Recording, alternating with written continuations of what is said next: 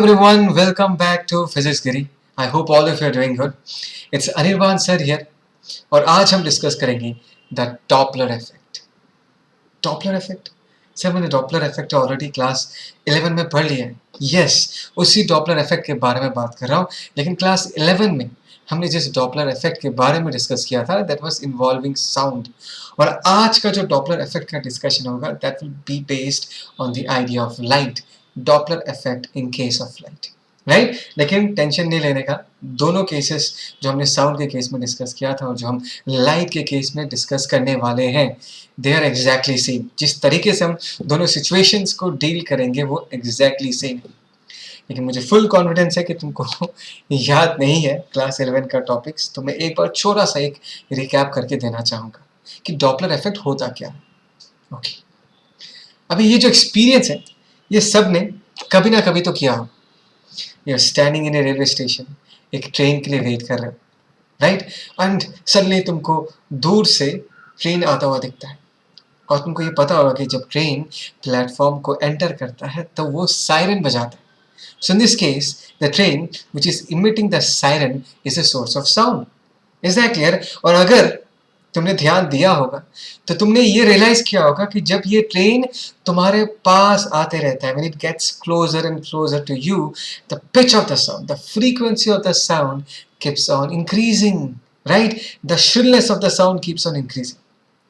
And finally वो train जब तुमको क्रॉस करके आगे बढ़ जाता है, when the train starts leaving the platform, what will happen to the frequency? In that scenario, the frequency or the pitch of the sound starts decreasing. Right? सबने कभी ना कभी एक्सपीरियंस किया होगा. ये जो फिनोमेनन है, ये जो फ्रीक्वेंसी हमको सुनाई दे रहा है, ये जो साउंड का फ्रीक्वेंसी हमको सुनाई दे रहा है जो बदल जाता है जब वो ट्रेन हमारे पास आता है, फ्रीक्वेंसी बढ़ जाता है. जब वो ट्रेन प्लेटफॉर्म को छोड़ के आगे बढ़ जाता है तब वो जो फ्रीक्वेंसी घट जाता है. इसी फिनोमिनन को हम क्या बुलाते हैं? We call this as the Doppler effect. Is that clear? तो सीधा सीधा ये क्वेश्चन आता है कि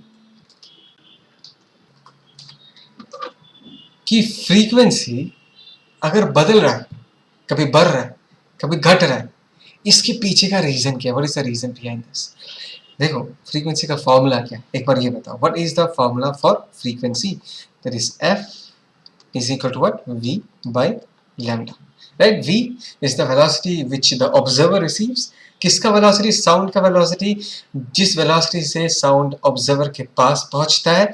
and lambda is the wavelength, right. No, एक बार वेवलेंथ को डिफाइन कर लेते हैं वेव फ्रंट के टर्म्स में. इस पिक्चर को देखो, यहाँ पर एक सोर्स है, ये वेव फ्रंट छोड़ रहा है, राइट. तो दो वेव फ्रंट्स के बीच का जो डिस्टेंस होता है, दो कंसेक्यूटिव, क्या बोला मैंने? टू कंसेक्यूटिव वेव फ्रंट्स के बीच का जो डिस्टेंस है उसी को ही हम लैम्डा कहते हैं, है ना. Okay okay fine. अभी फ्रीक्वेंसी क्या है इसको अगर समझना है तो ऐसा समझो कि लेट अस से कि यहाँ पर एक पॉइंट हमने कंसिडर किया और as this particular source emits wave front, तो क्या होगा? wave front जो है वो रेडियली आउटवर्ड प्रोपोगेट करता है. wave front ट्रैवल करेगा, तो wave front जब ट्रैवल करेगा, ये जो यहाँ पर मैंने यहाँ पर ये जो जगह है यहाँ पर अगर मैंने एक डिटेक्टर बिठा के रखा है जो डिटेक्ट करता है, तो पर सेकेंड ये जितने वेव फ्रंट्स को डिटेक्ट करेगा या पर सेकेंड जितना वेव फ्रंट्स इस जगह को क्रॉस करके जाएगा उसी को ही हम फ्रीक्वेंसी कहते हैं. Is that clear? याद आ गया? Okay fine. तो इट्स लॉजिकल कि अगर हमको जो फ्रीक्वेंसी सुनाई दे रहा है वो अगर बदल रहा है, इफ इट इज चेंजिंग, तो डेफिनेटली जिस वेलोसिटी से साउंड हमारे पास पहुंच रहा है वो बदल रहा होगा या लैम्डा वेवलेंथ बदल रहा होगा. वेव, ये कैसे होगा? How does this happen? देखो, इसके बारे में बहुत तगड़ा डिस्कशन क्लास 11 में होता है कि ऐसा कैसे होता है. लेकिन इस पर्टिकुलर चैप्टर में इस सेक्शन को पढ़ने के लिए जितना चाहिए वो तुमको मैं बता के रखूंगा, ठीक है. तो कहानी क्या है वो सुनते हैं, आगे बढ़ते हैं. ये लिख के रखो. कहानी ऐसा है कि ध्यान से सुनो. ये देखो, ये एक क्या बोलूं मैं इसको, this is a fire brigade, right. This is a fire brigade और ये सायरन बजा रहा है. क्या बजा रहा है? सायरन बजा रहा है. Is that clear? Okay, so this is our source of sound, है ना. और ये हमें ये हीरो दिख रहा है ना, this is us, this is the observer. And in this case यहाँ पर जो ये फायर ब्रिगेड है इसको मैंने रेस्ट में माना, ये मूव नहीं कर रहा, अपनी जगह पर चुपचाप बैठ के ये साइरन बजाया जा रहा है, एंड ऑब्जर्वर जो है उसको भी हमने रेस्ट में माना, ठीक है। और हमने ये देखा कि फ्रीक्वेंसी कितना होता है, फ्रीक्वेंसी का जो फॉर्मूला है दैट इज v/λ। अभी बात को समझो, यहाँ से जो साउंड ट्रैवल करके ऑब्जर्वर के पास पहुंच रहा है, ऑब्जर्वर तो मूव नहीं कर रहा, observer is at rest, sound उसके पास ट्रैवल करके कितने स्पीड से आ रहा है, 330 मीटर पर सेकेंड। जिस स्पीड से इस सोर्स से निकलता है उतनी ही स्पीड से इस ऑब्जर्वर के पास भी वो साउंड पहुंचता है with speed of 330 metre per second. Is that clear? And as because ये जो फायर ब्रिगेड है which is actually behaving like the source of sound, ये अपने जगह से हिल नहीं रहा, it is not moving from its place, the distance between consecutive wavefronts, ये जो डिस्टेंस है दो कंसेक्यूटिव वेवफ्रंट्स के बीच का जो ये डिस्टेंस है जिसको हम लैम्डा बुलाते हैं, ये लैम्डा भी चेंज नहीं हो रहा। जिस लैम्डा वाला वेव ये सोर्स इमिट कर रहा है वही लैम्डा वाला वेव हम भी रिसीव कर रहे हैं। बात समझ में आया? जिस वेलोसिटी से ये जो सोर्स है ये साउंड को इमिट कर रहा है उसी वेलोसिटी ऑफ साउंड हम रिसीव कर रहे हैं, that sound is coming to us with that same velocity, और उसी लैम्डा भी हम रिसीव करें, उसी लैम्डा को भी हम रिसीव कर रहे हैं। तो यहाँ पर जिस फ्रीक्वेंसी से अगर ये f0 से इमिट करता है, हमको जो फ्रीक्वेंसी सुनाई देगा वो भी क्या सुनाई देगा, f0 ही सुनाई देगा। अगर ऑब्जर्वर एंड सोर्स दोनों रेस्ट में रहते हैं, सोर्स जितने फ्रीक्वेंसी से साउंड को इमिट करता है, ऑब्जर्वर भी उतना ही फ्रीक्वेंसी उसको सुनाई देता है। Is that clear? पक्का? ओके। तो बदलेगा कब? When will the frequency change? Now that is what we are going to discuss. आगे बढ़ते हैं। ओके, अभी ध्यान से देखो कैच क्या है। The idea is, अभी अगर ये जो सोर्स ऑफ साउंड है, दिस सोर्स अगर ये मूव करना चालू करे, लेट अस से it is travelling with the velocity of v, ठीक है, मैंने माना कि नहीं फायर ब्रिगेड का कॉल आया है कि नहीं, आग लगा, चलो, तो ये फायर ब्रिगेड क्या करता है, अभी चलना चालू करता है, it starts travelling with the velocity of vs, and in this case the source is moving towards the observer, वो ऑब्जर्वर की तरफ जाना चालू करता है। बात को समझो, अभी अगर ये फायर ब्रिगेड ऑब्जर्वर के तरफ जाना चालू करेगा तो इससे क्या फर्क पड़ेगा, what things are going to change, वो मैं तुमको बहुत बढ़िया तरीके से समझाऊंगा। अभी ध्यान से सुनना, एक छोटा सा सिचुएशन लूंगा। सिचुएशन ऐसा है, just try to understand for the sake of simplicity. मैं कुछ एजम्पशंस लूंगा, लेट अस से ये एक सोर्स है, ठीक है ना, दिस इज सोर्स, और इस सोर्स से ना हमेशा सा निकलता है, सारे गामा पाधा नीसा, सुना होगा ना। तो ये सा, फिर कैपिटल टी टाइम के बाद और एक बार सा, फिर कैपिटल टी टाइम के बाद और एक बार सा, ऐसे पीरियडिक साउंड्स निकाल रहे हैं, ठीक है। और यहाँ से ध्यान देना, यहाँ से कितने डिस्टेंस पे ध्यान देना, यहाँ से लैम्डा डिस्टेंस पे, कितने डिस्टेंस पे, लैम्डा डिस्टेंस पे एक कान है, this is year. Is that clear? That is detector जो साउंड को क्या करेगा, रिसीव करेगा। Is that clear? और हम सबको पता है कि साउंड को लैम्डा डिस्टेंस कवर करने के लिए कितना वक्त चाहिए होता है, कैपिटल टी टाइम चाहिए होता है। Is that clear? सा को अगर कान तक पहुंचना है लैम्डा डिस्टेंस कवर करके, लैम्डा क्यों लिया सर आपने, just to make my discussion simple, that is the reason मैं सोर्स एंड कान के बीच के डिस्टेंस को लैम्डा माना हूं ताकि तुमको आसानी से समझ में आ जाए। तो मैं ये कह रहा था कि यहाँ से जो सा निकला, उस सा को ये लैम्डा डिस्टेंस कवर करके कान तक पहुंचने में कितना टाइम लगेगा, कैपिटल टी टाइम, राइट? मैं लिख के देता हूं, to cover lambda distance, time required, कितना टाइम लगेगा, time required in this case is equal to capital T, capital T को हम टाइम पीरियड बुलाएंगे in this case, right? Okay fine. अभी देखो यहां से सा निकला, right? Let us say this is at time T equal to 0, fine. अच्छा, कैपिटल टी टाइम के बाद ये वाला सा जो t इक्वल टू 0 पे यहां से निकला था, ये ट्रेवल करके कैपिटल टी टाइम के बाद ये जस्ट कान को एंटर करने वाला होगा। दिस सा is just about to enter the ear. Is that clear? कितना टाइम गुजर चुका है? कैपिटल टी टाइम गुजर चुका है। और हमको ये भी पता है कि कैपिटल टी टाइम के बाद ये सोर्स फिर से और एक बार सा रिलीज करेगा, सा इमिट करेगा, ठीक है? तो कैपिटल टी टाइम के बाद try to understand, capital T time के बाद if this is T equal to 0, next में लिखता हूँ कैपिटल टी टाइम के बाद दिस इज कैपिटल टी, यहाँ पर ये दूसरा सा निकला, दिस इज द सेकेंड सा, दिस इज द फर्स्ट सा। बात को समझो। एंड हमने क्या सीखा था? लैम्डा क्या है? It is the minimum distance between two consecutive wavefronts. And what are wavefronts? Wavefronts are lines or surfaces which joins locations which are in the same phase. याद है ना? तो एक बात ये बताओ कि ये अगर सा है, ये भी तो सा ही है, दोनों का फेस क्या होगा? दोनों का फेस एग्जैक्टली सेम है। तो ट्राई टू अंडरस्टैंड। मैंने पूछा कि पहला सा कहाँ है? तुम बोलोगे सर कान के अंदर। मैंने पूछा नेक्स्ट कंसेक्यूटिव सा, दूसरा सा कहाँ पर है? तुम बोलोगे सर अभी स्पीकर से निकल रहा है। तो दो सास के बीच का जो डिस्टेंस है उसी को ही हम लैम्डा कहेंगे। Is that clear? That means अगर सोर्स मूव नहीं करता, ना ऑब्जर्वर मूव करता है, तो लैम्डा जो है, वेव का जो लैम्डा है, जिस लैम्डा वाला वेव इस सोर्स ने रिलीज किया था, वही लैम्डा वाला वेव डिटेक्टर भी रिसीव करता है। लैम्डा में कोई चेंज नहीं आता। Is that clear? लेकिन अगर ये सोर्स मूव करना चालू कर दे, जैसे कि ये फायर ब्रिगेड जिसको हमने सोर्स माना था, जो कि सायरन बजा रहा था, ये अगर मूव करना चालू कर दे तो कहानी पूरा पूरा बदल जाएगा। अभी कैसा बदलेगा ध्यान से देखना। मैं थोड़ा सा प्रिपरेशन कर लेता हूँ, डेटा से इसको मिटा लेता हूँ, ठीक है? कहानी याद रखना जो मैंने कहा है। कहानी ऐसा है, फिर से यहाँ पे at time T equal to 0 एक सा निकला, और हमको ये पता है कि सा को कान तक पहुंचने में कितना टाइम लगेगा? Capital T time, this is late us से सा 1। तो कैपिटल टी टाइम के बाद ये ट्रैवल करेगा करेगा करेगा करेगा, and let us say this is T equal to capital T, और ये जो सा है सा 1, ये कान को एंटर करने वाला है। और यहाँ पर ट्विस्ट क्या है पता है? ट्विस्ट ये है कि ये जो सोर्स है ये भी ट्रैवल कर रहा है with the velocity of V S. बात समझ आया? सोर्स अभी रेस्ट में नहीं है। जो सोर्स सा इमिट कर रहा है वो सोर्स भी क्या कर रहा है? ट्रैवल कर रहा है। तो कैपिटल टी टाइम में अगर पहला सा यहां से यहां तक पहुंच जाएगा, उतने ही टाइम में ये जो सोर्स है, ये जो सायरन है जो कि साउंड इमिट कर रहा है, ये भी तो ट्रैवल करेगा। और ये ट्रैवल करके कहाँ पहुंच जाएगा? ध्यान से देखो, ये सोर्स जो है वो अभी यहाँ पर नहीं रहेगा। This will not stay here.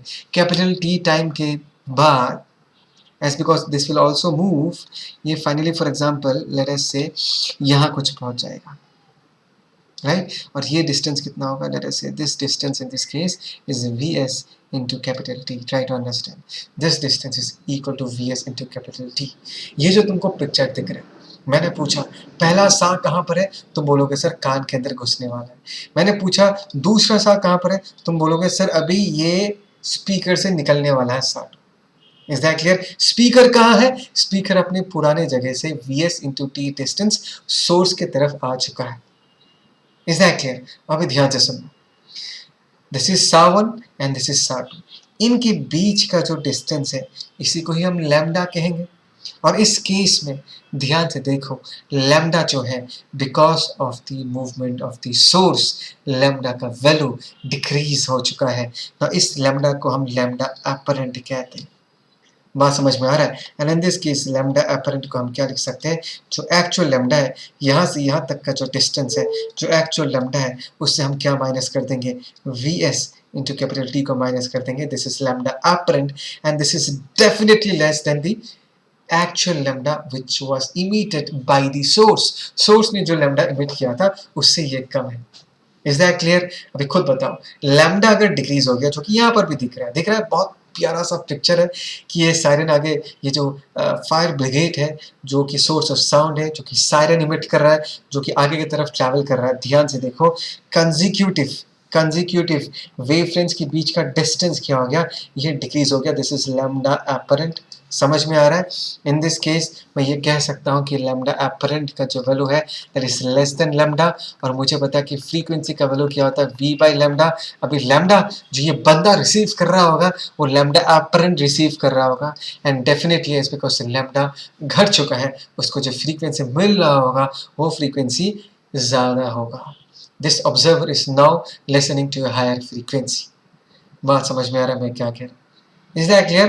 पक्का इस बात को अच्छे से समझो, या तुम इसको ऐसे भी समझ सकते हो S because the distance between consecutive wave fronts has decreased, right? दो कंसेक्यूटिव वेव फ्रंट के बीच का जो गैप है वो घट चुका है, तो ऑब्जर्वर के पास पहला वेव फ्रंट आया, दूसरा वेव फ्रंट जल्दी पहुंच जाए, तीसरा वेव फ्रंट जल्दी पहुंच जाएगा, बिकॉज कंसेक्यूटिव वेव फ्रंट के बीच का जो गैप है, जो डिस्टेंस है, जो लैम्डा है, वो डिक्रीज हो चुका है, तो उसको जल्दी जल्दी कंसेक्यूटिव वेव फ्रंट्स मिलता जाएगा, एंड डेफिनेटली उसको जो फ्रीक्वेंसी सुनाई देगा वो ज्यादा सुनाई देगा।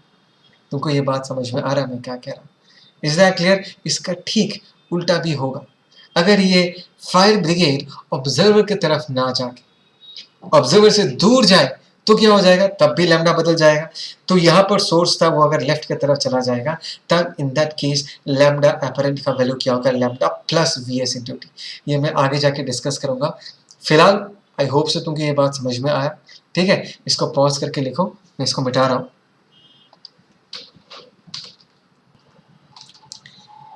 जैसे कि मैंने कहा था कि ऐसा ही एक सिनेरियो बनेगा अगर ये फायर ब्रिगेड ऑब्जर्वर से दूर चला जाए, जो कि इस पिक्चर में दिख रहा है। Is that clear? In this case the fire brigade is moving away from the observer.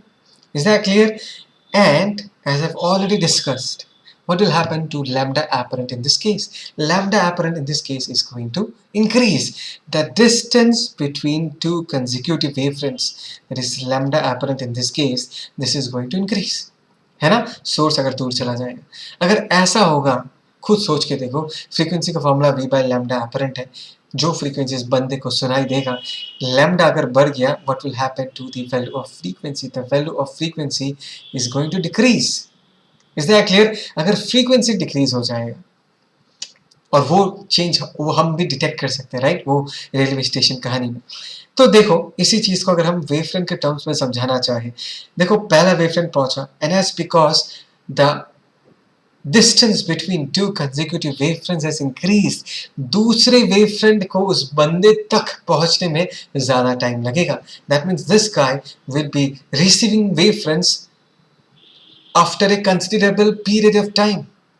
Second wavefront उसके पास पहुंचने में टाइम लगेगा, which means what? Which means उसको जो frequency सुनाई देगा, that will be less as compared to the frequency which was emitted by the fire brigade, which is acting as a source of sound. Is that clear? So यहाँ पर इन दोनों कहानी में हमने ऑब्जर्वर को रेस्ट में रखा है, ठीक है, बिकॉज आगे का जो डिस्कशन है उन डिस्कशंस में भी हम ऑब्जर्वर को रेस्ट में ही रखेंगे। देखो, अगर ऑब्जर्वर मूव कर जाए तो और एक चेंज आ सकता है। देखो, यहाँ पर हमने सिर्फ सोर्स को मूव करवाया, छोटा सा चीज है, मैं याद दिला के रखना चाहूंगा कि अगर ऑब्जर्वर मूव करना चालू करे, जैसे साउंड मेरे तरफ आ रहा है with speed of 330 metre per second, और मैं क्या कर रहा हूँ, मैं सोर्स की तरफ भागे जा रहा हूँ, I am running towards the source, let us say with a velocity of 10 metre per second. तो मेरे कानों में जो साउंड घुसेगा उसका रिलेटिव स्पीड कितना होगा? 330 plus 10, 340 metre per second.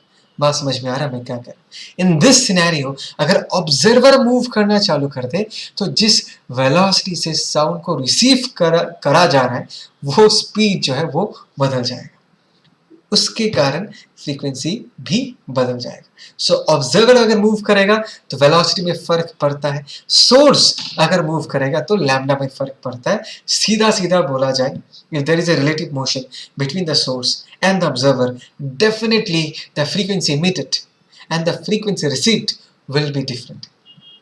Is that clear? पक्का समझ में आया? Okay fine. अभी इसी कहानी को हम लाइट के केस में डिस्कस करेंगे। एक बात को समझो, साउंड एक वेव है, लाइट भी तो वेव है भाई साहब। दोनों को हम एक ही तरीके से डील करेंगे, दोनों केसेस में हम एक ही लॉजिक यूज करेंगे। बात समझ में आया? बहुत इंटरेस्टिंग सा डिस्कशन है, specially in case of light. ध्यान से सुनो, देखो this is the next picture. Okay, मैं अपने आप को कहाँ लेके जाऊँ? 2 मिनट देखो, I hope so you can see me. Okay या सो आई एम हियर। तो कहानी ऐसा है कि पिछले वाले कहानी में साउंड का सोर्स था, इस वाले कहानी में लाइट का सोर्स है। 2 टॉर्च लाइट्स हैं और 2 ऑब्जर्वर्स हैं, ठीक है ना। एंड इन दोनों केसेस में हम क्या करेंगे, एक बार हम सोर्स को ऑब्जर्वर के तरफ मूव करवाएंगे, सेकंड केस में हम ऑब्जर्वर को सोर्स की तरफ, ये जो टॉर्च लाइट है उसकी तरफ मूव करवाएंगे। इससे फ़र्क क्या पड़ेगा मैं बताऊंगा, ध्यान से देखना। So before I start discussing, में एक छोटा सा चीज़ बता के रखना चाहूँगा, और वो ये है, v सफिक्स वो है वेलोसिटी ऑफ ऑब्जर्वर, टेंशन नहीं लेने का, ठीक है ना। ये ऑब्जर्वर का वेलोसिटी है, v सफिक्स x मतलब सोर्स का वेलोसिटी। Is that clear? इनका जो स्पीड्स है, इनका जो मैग्नीट्यूड होगा as compare to the speed of light, because यहाँ पर हम लाइट के साथ डील करने वाले। लाइट का स्पीड कितना होता है, कमाल कितना होता है, 3 into 10⁸ metre per second, 10⁸ metre per second. ये ऑब्जर्वर का स्पीड कितना होगा यार, ये टॉर्च लाइट को तुम कितना स्पीड से ट्रैवल करवाओगे। लाइट की स्पीड के रिस्पेक्ट में इनका स्पीड बहुत ही कम होगा। समझ में आ रहा है, नहीं हो रहा? It will be very very less. तो इन दिस केस हम v naught and v s जो है स्पीड जो है, इनको बहुत ही छोटा मानेंगे as compare to the speed of light. That means v naught या वी एस जो है that will be much less as compare to the speed of light. Is that clear? चलो अभी हम अपना डिस्कशन स्टार्ट करते हैं। डिस्कशन में सबसे पहले हम क्या करेंगे, लेट अस से ऑब्जर्वर को हम रेस्ट में मानते हैं पहले वाले केस में, और हम ये जो सोर्स है उसको हम ऑब्जर्वर के तरफ वी एस स्पीड से लेके जाते हैं। कितने स्पीड से लेके जाते हैं, वी एस स्पीड से लेके जाते हैं। तो ये बंदा जिस लाइट को रिसीव करेगा उस लाइट का फ्रीक्वेंसी कितना होगा, the received frequency of the light वो कितना होगा, उसमें हमने डॉपलर इफेक्ट में जो फॉर्मूला यूज़ किया था, यहाँ पर भी हम वही फॉर्मूला यूज़ करेंगे। बेसिक फॉर्मूला क्या था, याद है ना, f equal to f naught v plus minus v naught divided by v plus minus we s. याद है फॉर्मूला? इसी फॉर्मूला को और एक बार यूज करेंगे।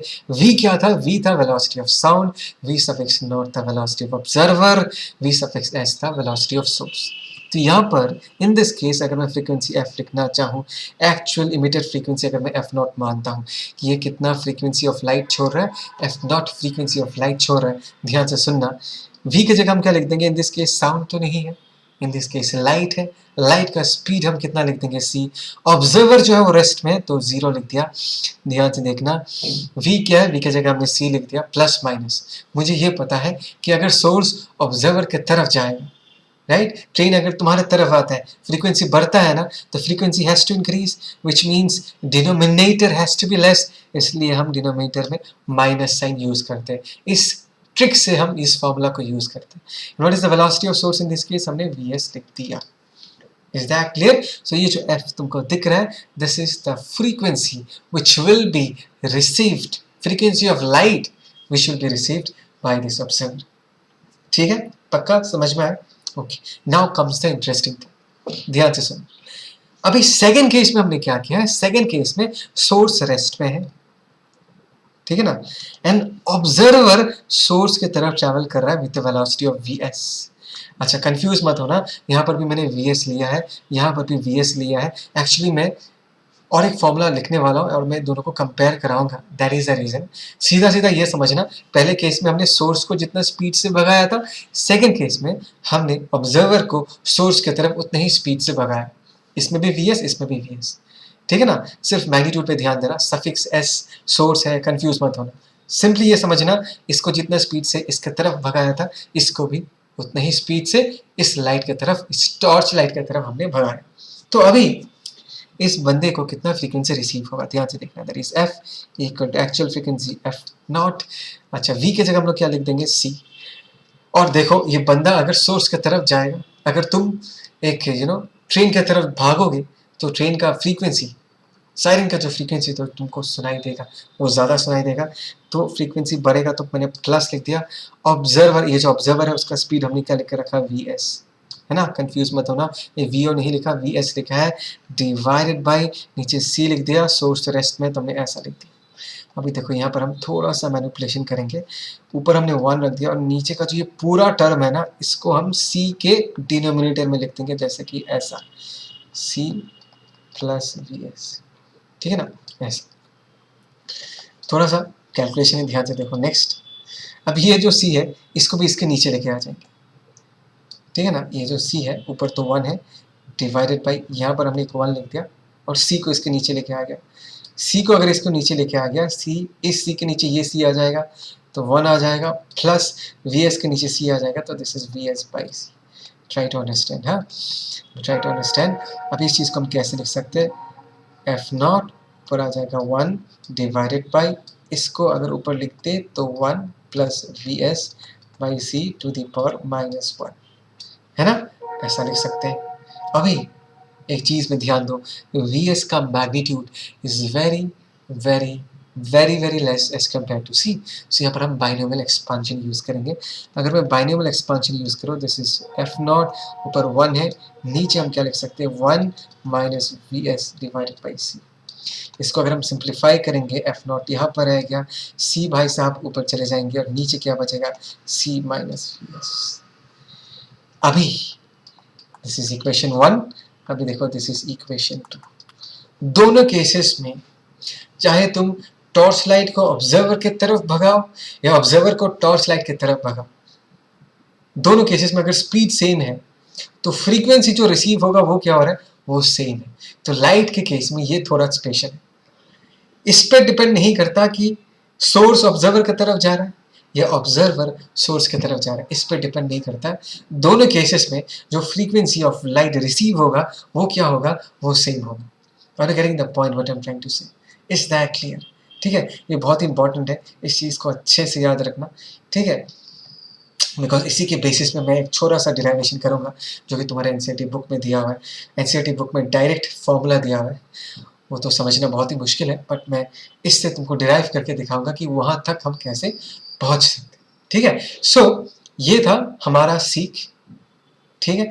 एक बात just for the simplicity of our discussion, ताकि हम बहुत आसानी से इन सारे केसेस को डिस्कस कर पाए, मैं हमेशा क्या करूँगा, जैसे कि तुमने देख लिया, चाहे सोर्स मूव करे या ऑब्जर्वर मूव करे जवाब एक ही होगा, तो हम नॉर्मली क्या मानेंगे, हम ये मानेंगे for the ease of calculation we generally consider the observer to be a rest. हम ऑब्जर्वर को रेस्ट मान के सारा फॉर्मूलास लिखेंगे, this would make our life easier, ठीक है ना। देखो ऑब्जर्वर को रेस्ट में मान के लिखेंगे तो बहुत जल्दी आ जाएगा, यहाँ पर तो बहुत मेहनत करना पड़ा तुमको, है ना। तो हम ऑब्जर्वर को रेस्ट मान के अपना डिस्कशन करेंगे, ठीक है। इसको अच्छे से पॉज करो और लिखो, आगे बढ़ते हैं। ओके ओके, तो हमने फॉर्मूला जस्ट नाउ क्या डिराइव किया, हमने फॉर्मूला डिराइव किया कि F is equal to f naught, है ना, और ऊपर क्या आ गया था C, नीचे क्या था C माइनस वी एस, यही आया था फॉर्मूला, ठीक है। अब एक काम करो, इन this case let us find out F not by F लिखता हूँ, ठीक है ना, और यहाँ पे लिख देता हूँ C minus we S divided by C, ऐसा लिख देता हूँ। अभी इस तरफ भी एक -1 लगाऊंगा, इस तरफ भी एक -1 लगाऊंगा, ठीक है। तो कैसा हो जाएगा, F naught minus F divided by F, और यहाँ पर क्या होगा C minus we S minus C divided by C, दोनों तरफ -1 ऐड कर देना, तो ऐसा आ जाएगा। तो एफ नॉट माइनस एफ को हमने डेल एफ लिख दिया, दिस इज एफ, और इसको हम क्या लिख सकते हैं, ध्यान से देखो, सिर्फ माइनस वी एस बचेगा and this is C. Is that clear? So यहाँ पर डेल एफ बाई एफ जो है इसको हम फ्रैक्शनल चेंज इन फ्रीक्वेंसी कहते हैं। वी एस क्या, this is the velocity of the source along the observer, ठीक है ना, this is V S along the observer.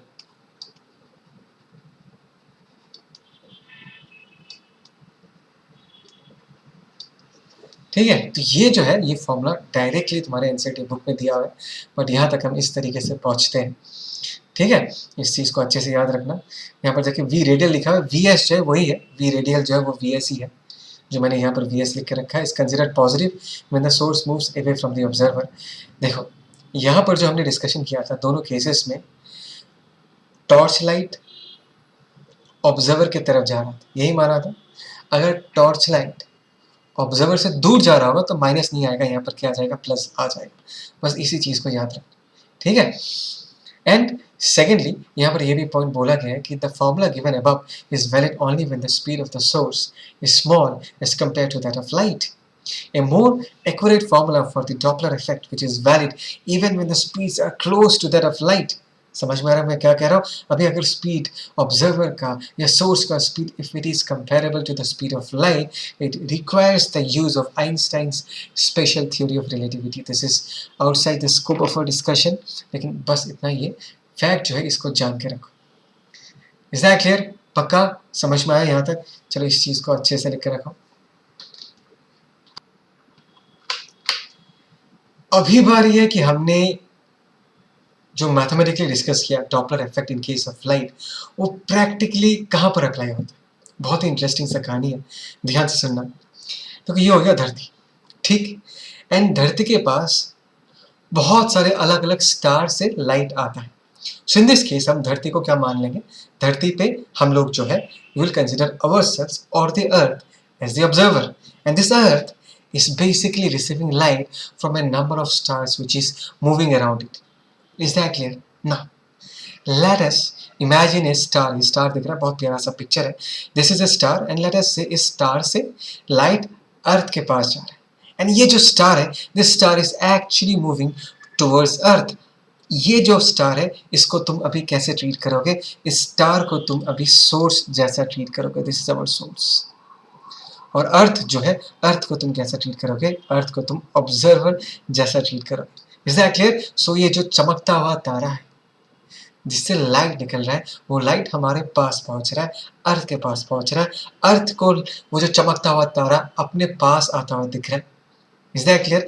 अभी क्वेश्चन ये आता है कि ये चमकता हुआ तारा for example in this case अगर रेड लाइट छोड़ता है, लेट अस सी क्या छोड़ रहा है? रेड लाइट छोड़ रहा है। Try to understand. Just for the sake of discussion मैंने माना कि ये चमकता हुआ तारा क्या छोड़ रहा है? रेड लाइट छोड़ रहा है। जब ये लाइट फाइनली हम तक पहुंचेगा, पृथ्वी में पहुंचेगा, हम तक पहुंचेगा, क्या हमको वो लाइट रेड ही दिखाई देगा? बात को समझो। अगर लाइट का फ्रीक्वेंसी बदल जाता है तो लाइट का कलर भी बदल जाता है। ये दिख रहा है spectrum, right? That is V I B G Y O R. VIBGYOR याद है ना, राइट? वायलेट का फ्रीक्वेंसी जो है एफ, वो मैक्सिमम है, एंड लैम्डा क्या है? लैम्डा मिनिमम है। एंड रेड का जो है, कहाँ लिखूँ मैं? यहाँ लिखता हूँ, रेड का जो फ्रीक्वेंसी है वो मिनिमम होता है, लेकिन लैम्डा क्या होता है? लैम्डा मैक्सिमम होता है। Is that clear? तो हमने अपने डिस्कशन में क्या एज्यूम किया? हमने माना कि ये जो चमकता हुआ तारा है ये रेड लाइट इमिट कर रहा है। Is that clear? अभी ये रेड लाइट जब हम तक पहुंचेगा, एंड एज बिकॉज ये चमकता हुआ तारा हमारे पास आ रहा है, as because it is moving towards us, the light, the frequency of the light that we will finally receive will increase because source is moving towards the observer. तो जो हम फ्रीक्वेंसी रिसीव करेंगे वो बढ़ जाएगा। दैट मीन्स हमारे पास जो frequency है जो हम रिसीव करेंगे वो रेड लाइट से ज़्यादा होगा और वो कुछ इस तरफ शिफ्ट हो जाएगा। कुछ इन जगहों के फ्रीक्वेंसी वाले लाइट्स हम रिसीव करेंगे, as because frequency has increased, and as because frequency is increased and if you move along this direction towards the higher frequencies in the visible region, तो कुछ ऐसा समझ लो कि अगर ये स्टार रेड लाइट चमकाता है, हम तक जब वो लाइट पहुंचेगा वो लाइट का कलर क्या बन जाएगा? ब्लू बन जाएगा। हम ब्लू लाइट रिसीव करेंगे बिकॉज ये जो लाइट हम रिसीव कर रहे हैं इसका फ्रीक्वेंसी बढ़ चुका है। और इस शिफ्ट को हम क्या कहते हैं? इसी शिफ्ट को हम ब्लू शिफ्ट कहते हैं। Is that clear? पक्का समझ में आया? इस चीज को अच्छे से लिख कर रखो। इसका ठीक उल्टा भी हो सकता है कि अगर ये चमकता हुआ तारा हमसे दूर जा रहा तो क्या हो? ये नेक्स्ट वीडियो में नेक्स्ट स्लाइड में देखते, ठीक है? इसको मिटा रहा हूं। अभी नेक्स्ट स्लाइड देखो, यही चमकता हुआ तारा है एंड लेट अस से कि ये चमकता हुआ तारा भी क्या इमिट कर रहा है? लेट अस से ब्लू लाइट इमिट कर रहा है, just for the sake of discussion. याद रखना ब्लू लाइट जो है इसका इस रीजन में फ्रीक्वेंसी क्या होता है? मैक्सिमम, और इस रीजन का फ्रीक्वेंसी क्या होता है? मिनिमम। और हमारा जो तारा है वो हमसे अभी दूर जा रहा है।